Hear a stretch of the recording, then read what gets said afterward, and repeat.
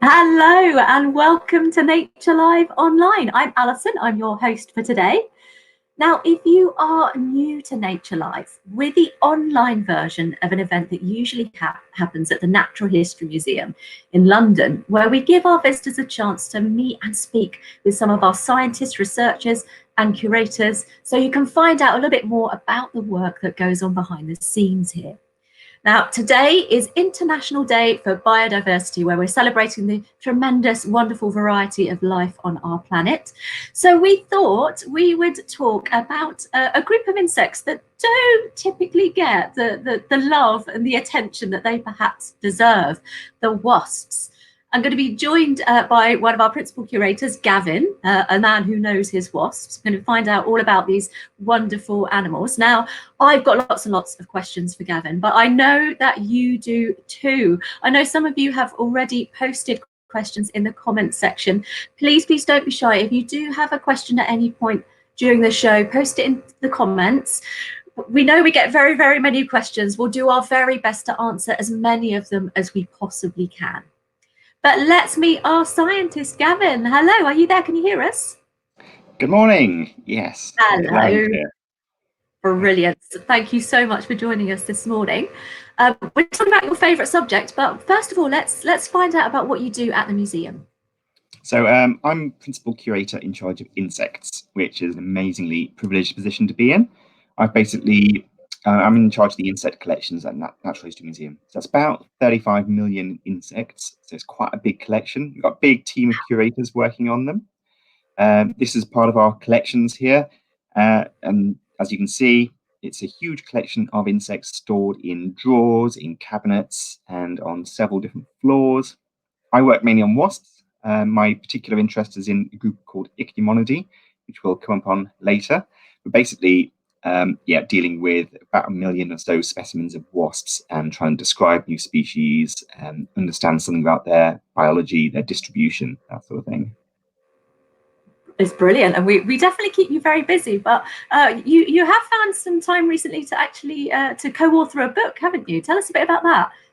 Oh yeah, so basically some colleagues and I, so Blanca, Ashley and Dimitri, we got together and sort of found some of the most colourful specimens in our collection, some of the most sort of weird and wonderful looking insects, and put them together in a book called Interesting Insects. So it's basically a sort of rainbow. It goes through the colours of the rainbow, illustrated by sort of specimens from our collections, all beautifully photographed by the museum's photographers.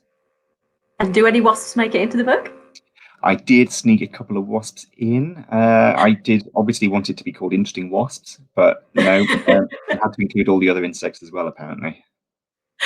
Okay, that's fair enough. That's fair enough.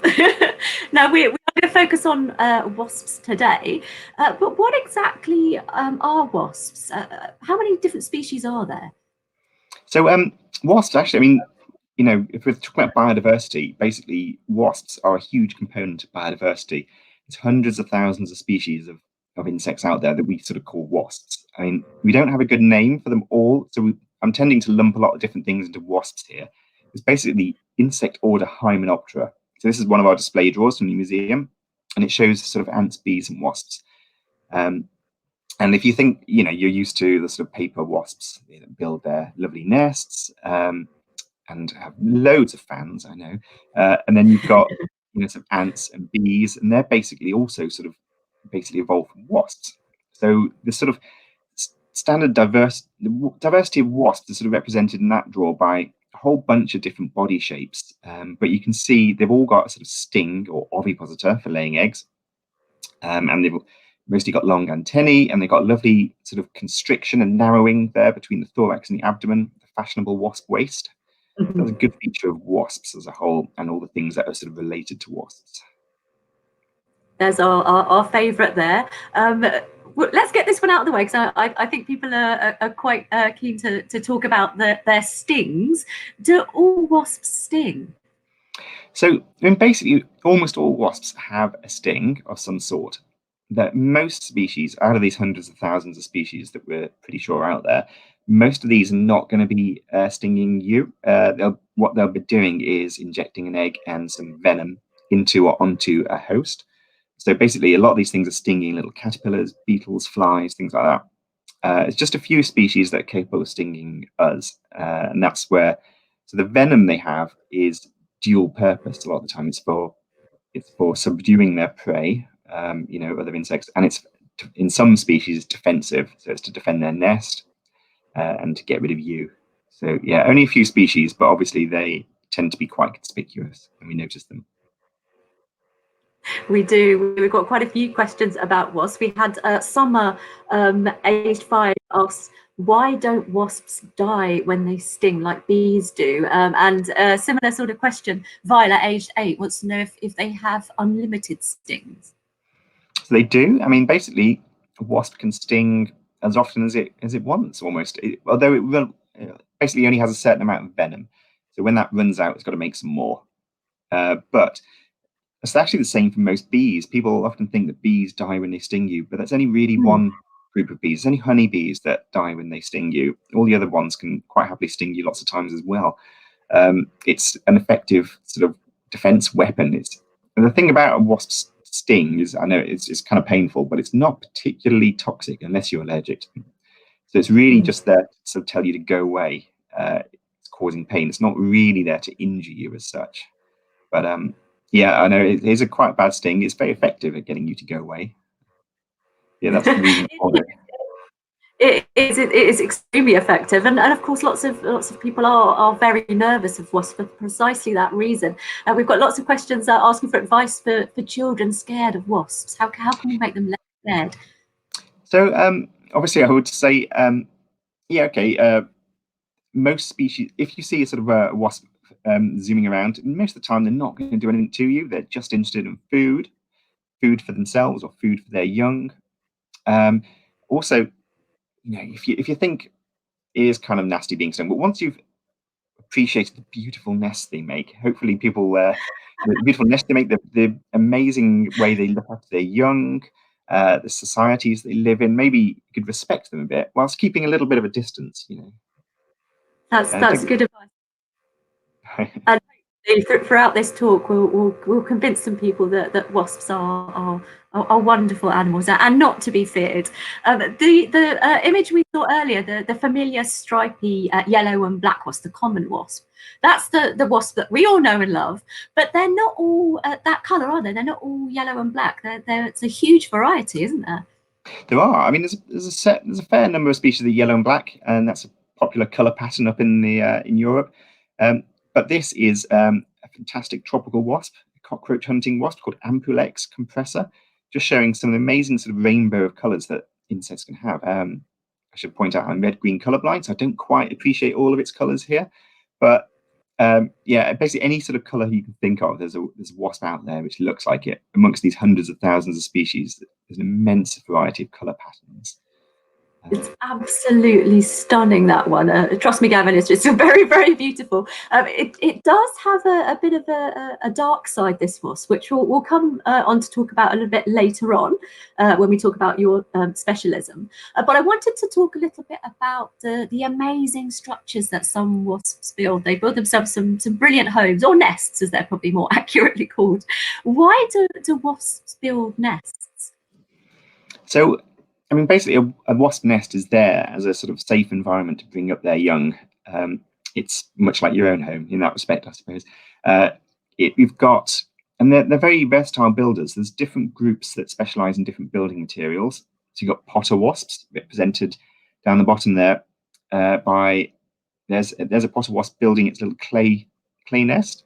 You've got a little pot hanging on a twig there, made by another species of potter wasp, and basically this is a sort of they're building quite a secure, hard clay nest in which they'll lay one egg, raise one young in each nest, bringing caterpillars in. So it's a nice, secure environment. Other groups of wasps learned, or some of their relatives learned how to make paper by chewing up wood and making sort of papier-mâché. And this is a really versatile building material. So you can see some of the variety just in those little few pictures there. You can see some of the variety of paper wasp nests. And again, these are really for raising their young. They can be defensive, but basically this is an environment where you can raise lots of young relatively safely. Not as strong as mud, but these wasps live in colonies. So you've got lots of workers there as a workforce to protect the young. We've got an image just at the bottom there, that a very spiky looking nest. What's going on there? That's one of my particular favourites. It's the thing called Polybius gutularis. It's a South American species. It's a honey wasp. It's one of the few species of wasps that make honey. Again, anything you can think that bees do, wasps can do it as well. Yeah, so basically it's quite spiky because it's very hard as well. If you were to touch that, it feels like really thick card. And basically that is there to protect their young and also to protect their honey store. So sort of spiky and hard to deter predators, because wasps are quite fearsome, but there's still a bunch of creatures which love to open up a wasp nest and eat all the grubs inside. Absolutely. And we've got an image there of the beautiful hexagonal shapes that we find inside these nests. We've got a question from Adam King. He asks, why are the chambers in wasp nests hexagonal? Good question. Basically the wasps are amazing at making exact hexagons. They don't have any sort of protractors or compasses. They do it from really mechanical means.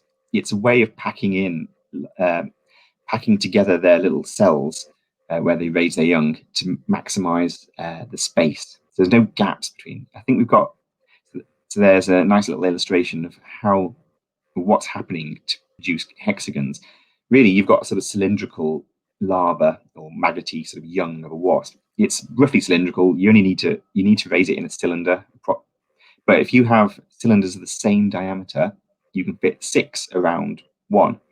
So then you squash them together to get rid of the spacers, and you have hexagons. It's a purely sort of mechanical, space-saving solution, but beautifully precise as well. It is. You mentioned honey just there. We had a question online, a couple of questions actually, asking, do wasps actually make honey as well as bees?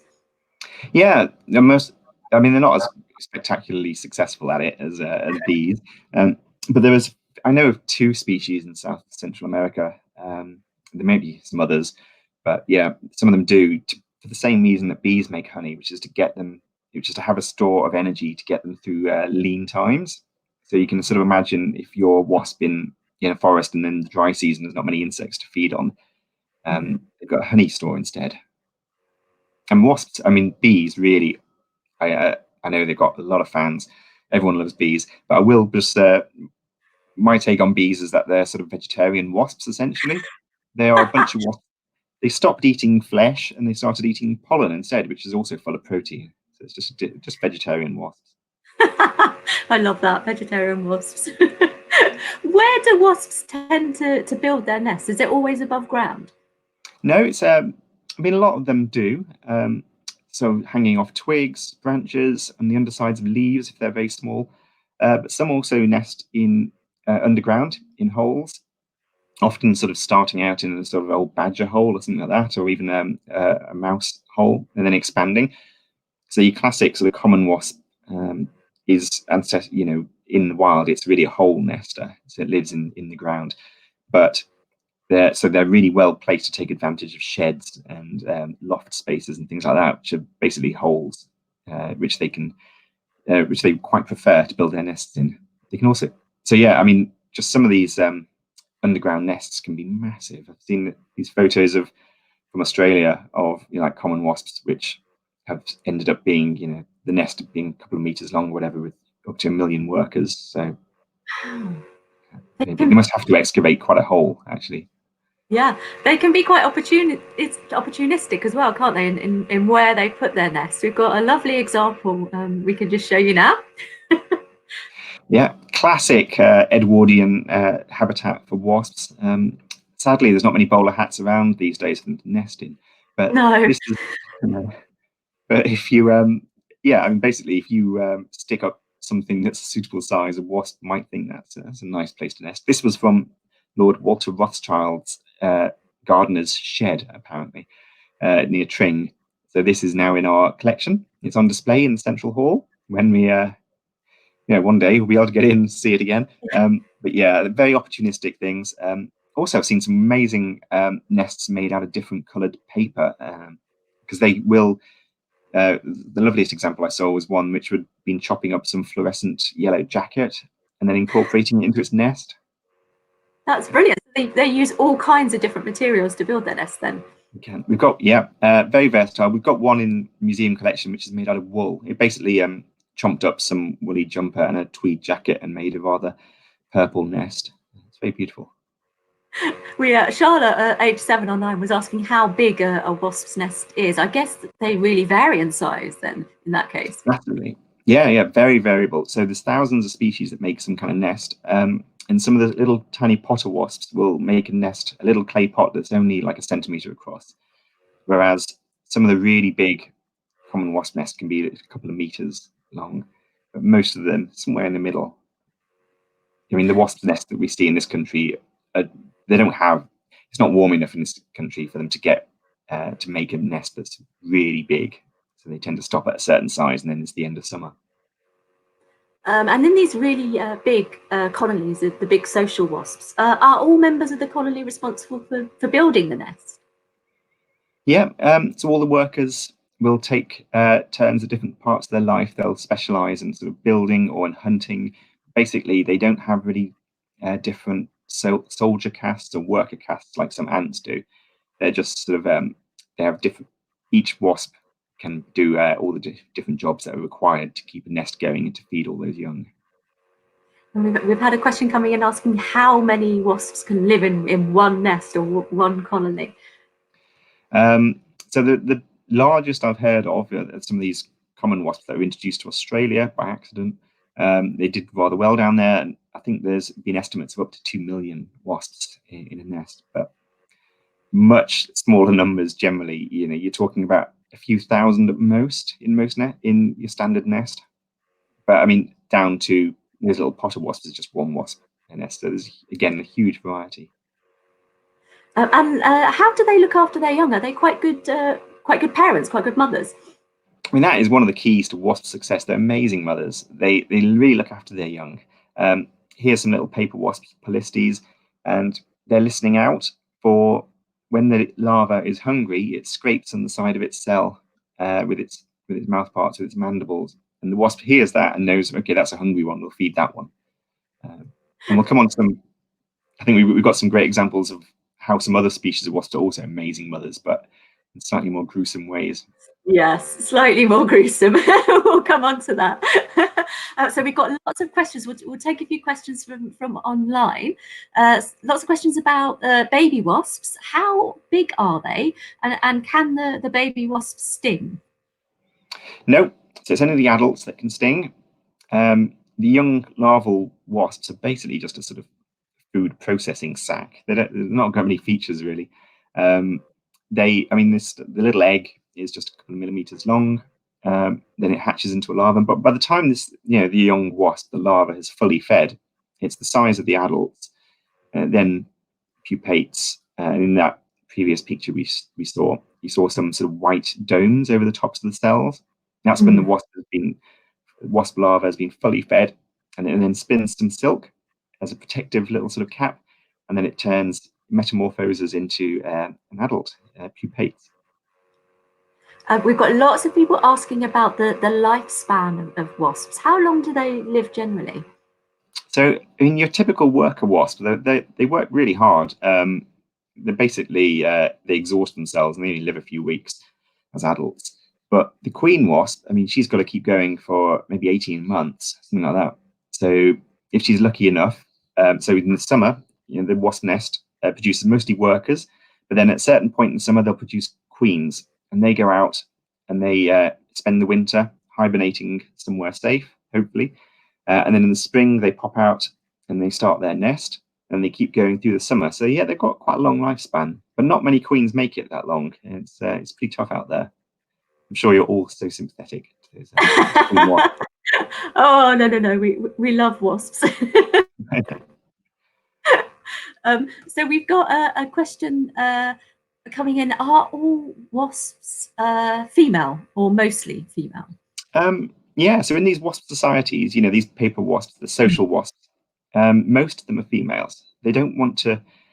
There's no point making a male. You only need males when you need the next generation. So yeah, they don't bother. At certain times of the year, they'll start producing more males, and that's just so they can go out and mate with females. But The males in wasp world are pretty useless, really. I mean, they only have one job. It's the females, these workers, that do all the work, basically in raising the next generation and creating the nest, in defending it. Males don't have stings. Yeah, pretty useless. And it's the same for bees and ants as well. We've got a couple of people asking about whether wasps lay eggs, which is quite a good link to the next subject that we want to talk is of wasps that you specifically work on. What exactly do we mean by parasitoid? It's a strange term. Okay, so when a wasp lays an egg, it's basically they're going to hatch into a larva and eat some protein-rich food, which is generally another insect. And in our social wasps, they do that because the adults bring food into them. But in parasitoid wasps, they're eating fresh meat out there in the field. So if you can think of, your classic parasite, this is sort of how a lot of wasps start out. They're basically sucking on the blood of their host, like a bit like a mosquito or a flea. They're on like a bird or a mammal, or you, if you're unlucky, sucking your blood. And that's sort of how a lot of wasps start off with their hosts, but their hosts are insects. They never attack mammals or birds. So they're living on or in another insect and getting some food from it. And like a parasite, this is not good for the host. But unlike a parasite, it always ends up very badly for the host because it dies. So the wasp, the parasitoid, is always killing its host, which basically it starts off like a parasite and ends like a predator. So it's quite a different sort of relationship. Okay. Parasites don't kill their hosts. Parasitoids do. Yeah, I mean, parasites can, but they're not. They don't want to. It's not their be all and end all, as it were. Parasites can be horrible, obviously, in terms of transmitting diseases, especially. But parasitoids, we're lucky we don't have parasitoids.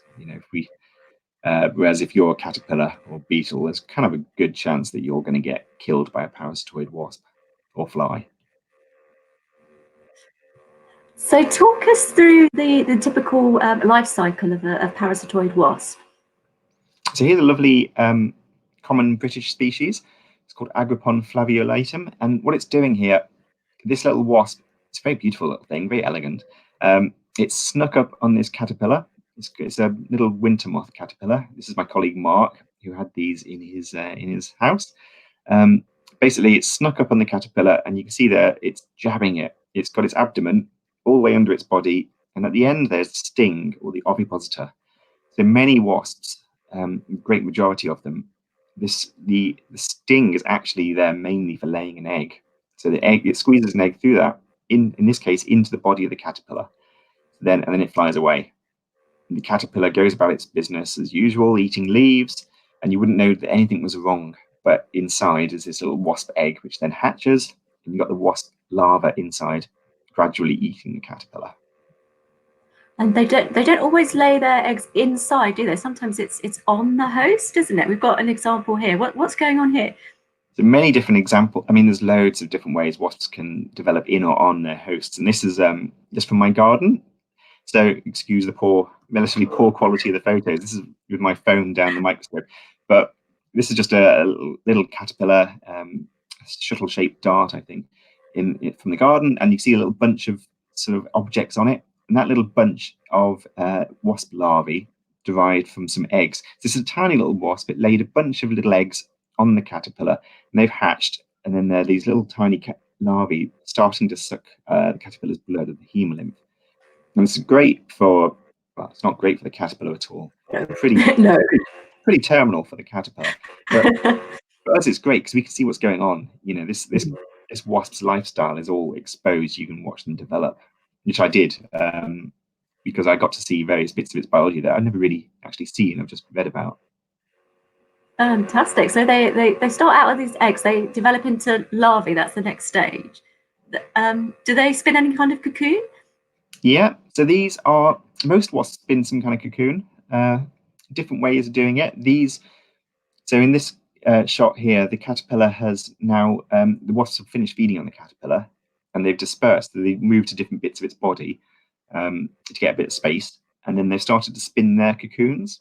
And there's on the right there, you can see a little wasp larva, and that's a strand of silk. So they produce this silk from their silk glands.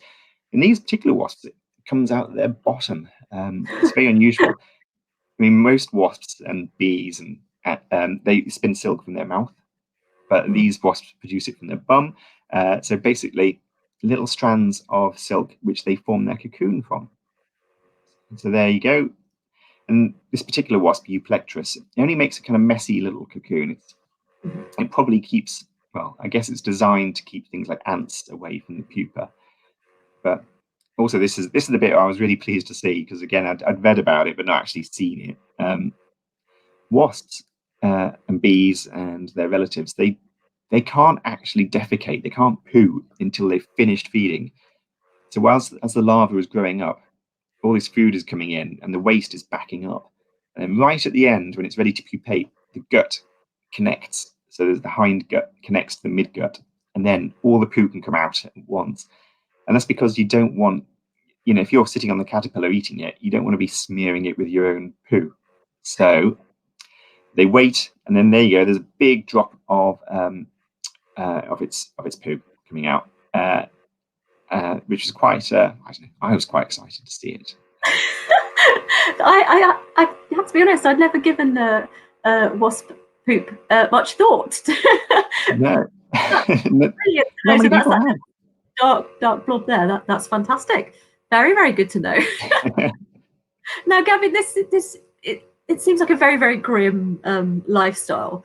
Are these wasps useful? Are they serving important purposes in the environment? Yeah, absolutely. I mean, this is a pretty grim lifestyle if you're a caterpillar, but for us, it can be incredibly useful. I mean, this is a lovely. This would have been a lovely hawk moth, but you can see instead the caterpillar has got all these cocoons on the outside. So the wasps have been eating it, and they've all burst out and spun their lovely little, in this case, tightly woven silken cocoons. And this sort of wasp here, this is a Catesia, have been used and continue to be used in sort of biological control programs. So in a few cases, you've got a pest insect, say something that's been introduced into part of the world where it wasn't previously, and they're eating crops.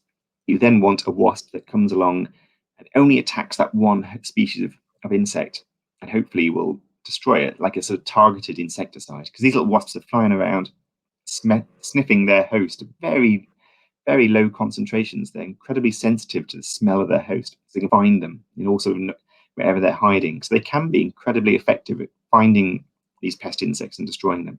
So we've used this. You can use it in your garden. You can buy these little wasps called Encarsia to get rid of whitefly in your greenhouse. But on a larger scale, we've used them to get rid of things like this mealybug that was eating cassava in Africa. So it's pretty much controlled that mealybug pest now and saved the cassava crop. So yeah, they save us a huge amount of money. That's brilliant. Nature's little pest controllers. Do wasps generally have are they good for our planet? We've had a question from Nicola, aged 9, asking whether wasps are generally good for the planet. And a related question from Jake: do they pollinate plants? Good questions. I mean, obviously they're very good for the planet. I mean, the fact that there's so many species of wasps out there, all sort of eating other insects, and sort of shows us that they are very important, because a lot of these insects, their populations are sort of controlled by wasps to some extent. There'll be a lot more potentially of pest insects, or a lot more eating of trees, for example, if all these caterpillars, if there wasn't a good proportion of them being eaten by wasps. They really help keep our sort of ecosystems in check. They're very important. And what was the other question again? Oh, do they pollinate? Oh yeah, of course. Yes. So they're understudied, I think, as pollinators. People don't quite appreciate people don't quite appreciate how amazingly important they are as pollinators, but they are. They're out there pollinating. I was looking at an orchid the other day, which had a lovely wasp on it, pollinating this fly orchid, very specialized pollinator of orchids. Anything you can think. You can see them flying around with these little pollinia on them. But yeah, there's loads of wasps that pollinate. There's loads of flies. I should point out moths. It's not just bees. Yep, not just bees. Absolutely. We had a question from Charlotte, aged 9, asking how many eggs can a wasp lay inside their host or on their host? Oh, good question. A lot of wasps just lay one egg inside one host, but some will lay a whole clutch of maybe up to, like, in some cases, 30, 40 eggs inside a host. And there's some amazing wasps. Great example is Copidosoma, and that will lay one egg in a big caterpillar. It's a tiny wasp. Lay one egg in a big caterpillar, and that egg then just divides and divides and divides, and they can have hundreds of their young, these little larvae developing from one single egg. It's an amazing strategy. That was a brilliant question there from Charlotte. Keep your questions coming. I know we've got many questions, and it's tough to get through all of them, but we'll do our best. It will really help if you just post your question once, and then our moderators can find it a bit more easily. But keep them coming, and we'll do our best to answer some more. Gavin, do we have many parasitoid wasps here in the UK? Yeah, we're in an amazing place. Basically, wasps. So I work in this family called Ichneumonidae. So ichneumoniid wasps, or Darwin wasps, we've recently decided to call them. It's a bit easier to pronounce for many people. So these wasps, even in Northern Europe, there's thousands of species. So it's great, quite unusual in that respect. You go to the tropics and there's loads. You come up here, there's loads. There's 2,500 species of wasps in this family just in Britain. And all sorts of parasitoid wasps. There's over 6,000 species in Britain. So yeah, there's loads, lots to get your teeth into. And loads of these are very poorly known. And this is just an example of 5 ichneumoniid wasps that you can find in Britain quite easily. Spectacular looking things. That's brilliant. And could there be many more species out there that haven't been discovered yet? Yeah. So basically, I've described a few new species myself. My colleagues have described loads. If you look at a bunch of parasitoid wasps in Britain, a group of lots of species, you find that maybe up to 20% of these species are undescribed. So there's loads to be found out. I got a new species from my old house, actually, from the garden, which I've got to finish that description. Yeah, unfortunately, it means you can do loads of really interesting field work in Britain. Although I would like to be allowed out to other places sometimes. Brilliant. Now we're on the subject of doing field work in Britain. The museum, starting tomorrow, is launching a family festival online, a biodiversity-themed family festival called I Spy Nature, where we're encouraging people to look out for nature on their doorstep. And there's going to be lots of fantastic activities online that people can do from home, and we've set people some challenges as well. One of those challenges is to build their own light trap and see what insects they can attract. So Gavin, what's a light trap? How does it work? So basically, it's a way of finding insects that fly at night. As as everybody's seen moths flying around lights, they are attracted to light, but lots of other insects are as well. And you can take advantage of this by putting a bright light outside. This is a sort of top of the range light trap. You got a lovely bright mercury vapor bulb there. The wasps fly around, they hit sort of baffles and then fall down into this trap, which is just full of egg boxes. So in the morning, you can turn the egg boxes over and see what's in there. There's loads of different ways you can do this. You don't have to have an actual trap. You can just have a sheet and just stay up with the light. So after it gets dark, sit there. This is not in my back garden, sadly. That's in the tropics somewhere, where you can see that the sheet here is getting covered in moths and lots of other insects as well. It's just a bright light hanging over a white sheet, and you just stand there and wait to see what comes in. It's very lazy sort of field work. I love it. So this is something we could presumably do ourselves quite easily in our gardens, or Yeah. You can do it yourself with a sheet and a light. The best sources of light have a lot of UV in them, because insects are very sensitive to UV, where obviously we're not. So they've got very different vision to ours. But yeah, a bright light or a UV torch or something hanging over a white sheet is the minimum. You can buy loads of different sort of moth traps as well from various companies. I use a fairly low wattage sort of actinic bulb in my garden. It's not particularly bright. I don't want to annoy the neighbours too much. Brilliant. And if anyone is interested, they can go on our website, on our Discover pages. We've got a brilliant link, a little film that shows you step by step how to make your own light trap. So have a go at that, and send us images of your whatever insects that you attract. Gavin, what sorts of things could they find this time of year? It's a great time of year. May coming into the summer. All sorts of insects. These are just from my garden the last few weeks. Yeah, beautiful moths like this. Some of the hawk moths, you'd be amazed that they're in your garden. They're so spectacular. You've got poplar hawk and lime hawk moths in there. You've got a buff tip, which is the bit the moth that looks like a bit of a broken twig. One of my favorites. Amazing masters of camouflage. Really, you've got these cockchafer beetles. They're very common at the moment. Actually, that's a good species to be looking out for. There's a lot of recording at the moment of cockchafers, so you can send your records in to, like iRecord or other sort of recording websites, and the people who study the distributions of beetles really appreciate these records of cockchafers. They're beautiful bumbling beetles. Some people find them quite annoying because they can get loads of them, but very cute thing. And we've had quite a few questions about IDing particular species. Any advice on how we can tell wasps and bees apart, for example? So I mean, a lot of bees are kind of distinctive because they're hairy. So that sort of hairy appearance is good, but then some bees don't have those long hairs, or not as conspicuously.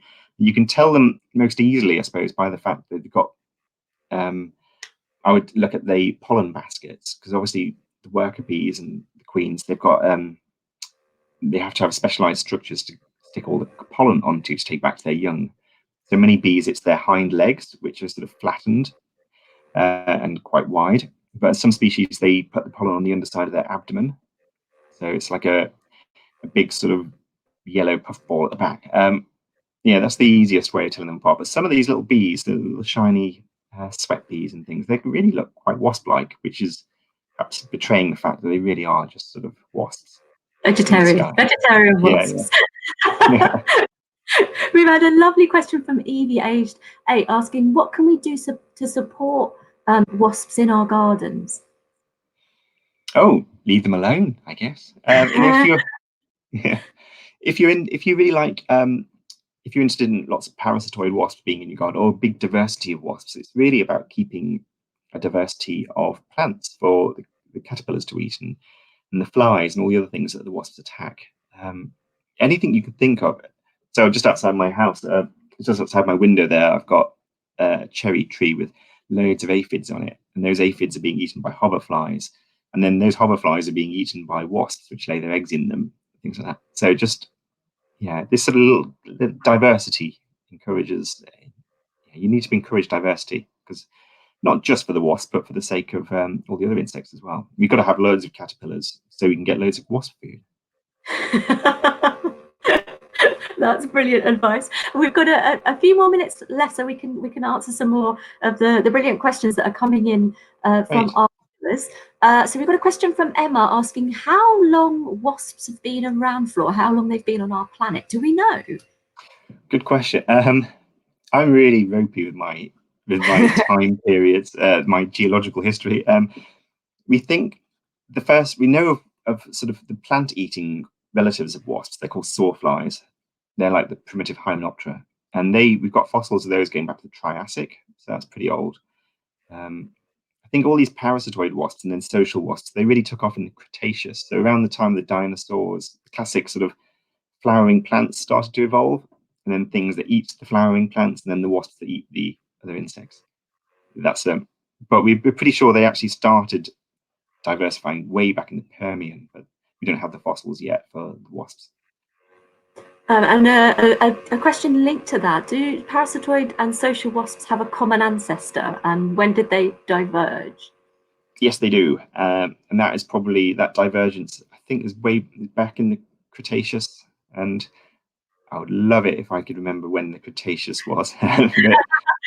That's fine. many millions of years ago. Yeah. Yeah. And if you think about that sting of a wasp, of a social wasp and a bee, that is basically an ovipositor of a wasp, and a wasp lays an egg with an ovipositor, which also stings. And later on, these sort of wasps that started making nests, they basically they stopped laying an egg through that, and they're just going to use it as a sting now. But it's the same sort of structure. So yeah, they got a common ancestor. What's the wasp with the nastiest sting? So apparently, from those in the know, the most painful wasp sting is this huge tarantula hawk. It's a thing called Pepsis heros. It's a spider hunting wasp. There you go. There's a specimen from our collection. Pain index. He rated these as them up there with a bullet ant, but not as bad, because a bullet ant, you feel the pain for a long time. I think with these wasps, apparently you don't. It's a bit more short-lived, but still very painful. And we don't get these in the UK, do we? Oh no, good point. No, they're from South America. Quite a wide range in South America, actually, but we've got several. Our specimens are sort of from Ecuador, Colombia, Bolivia, places like that. And we've got we had a question come in earlier, unsurprisingly, about murder wasps. Now, yeah.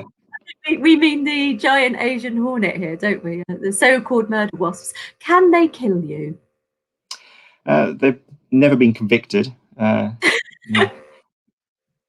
think it was no. I mean, yes, some people die each year.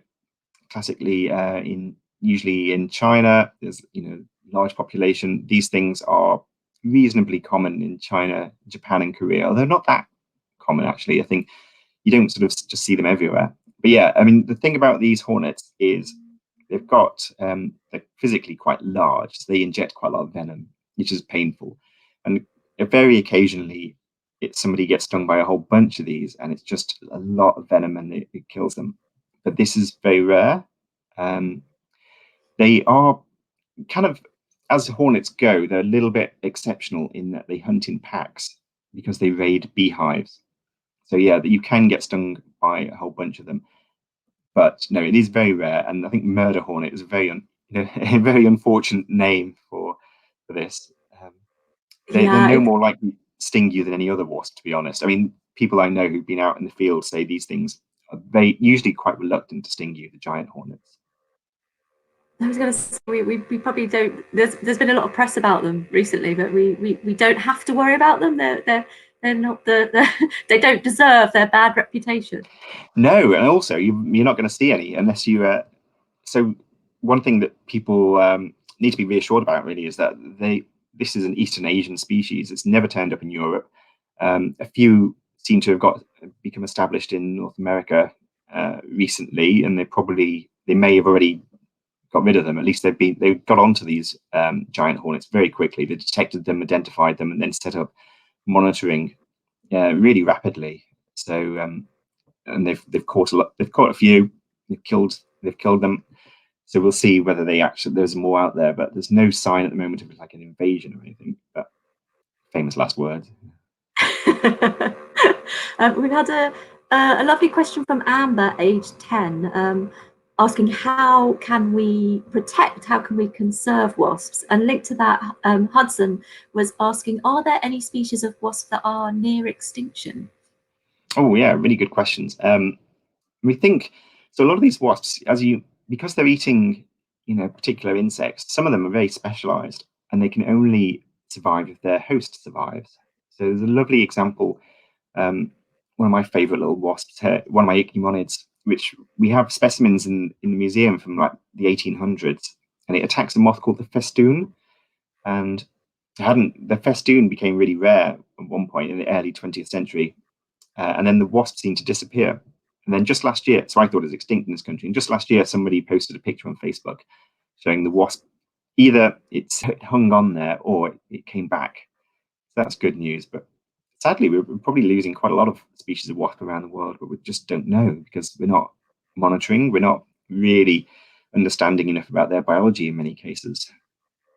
We need more entomologists, more researchers to get wasps. One quick question from Phoebe, aged 11. Do wasps eat each other? Yeah. So, I mean, just in terms of chopping up food for their young. So your social wasp will destroy other wasps as well and feed them to the young. It's not their preferred food or anything, but then. So just in my parasitoid wasp, you got whole sort of groups of them which specialize on parasitizing other wasps.